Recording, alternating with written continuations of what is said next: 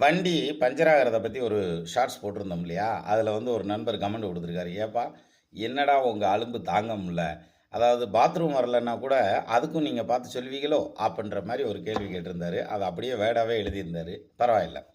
அதாவது பாத்ரூம் வரலன்னாலும் அதுக்கும் ஜோசியம் இருக்குது சார்.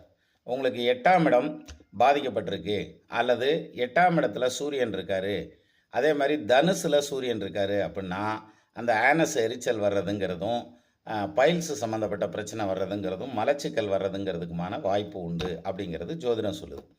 சரி, ஜோசியம் ஒரு பக்கம் இருக்கட்டும், தமிழ் வைத்தியம் ஆகட்டும், ஏன் இங்கிலீஷ் வைத்தியமே ஆகட்டும், கேஸ்ட்ரோ என்ட்ராலஜி அப்படின்னு ஒரு பிரிவு இருக்குது படிப்பில். அந்த பிரிவு பூராமே சாப்பிட்றது செரிமானம் ஆகிறது, கழிவு வெளியேறது, அதை பற்றி மட்டும்தான் இருக்கும். அதே மாதிரி யூரின் வரலையா, அதுக்கு தனியாக டிபார்ட்மெண்ட் இருக்குல்ல, யூராலஜின்னு சொல்லிட்டு. அதனால் நீங்கள் கேட்குற அத்தனைக்கும் படிப்பும் இருக்குது, படிப்பு இருக்கிற இடத்துல ஜோசியமும் இருக்குங்கிறது தான் உண்மை.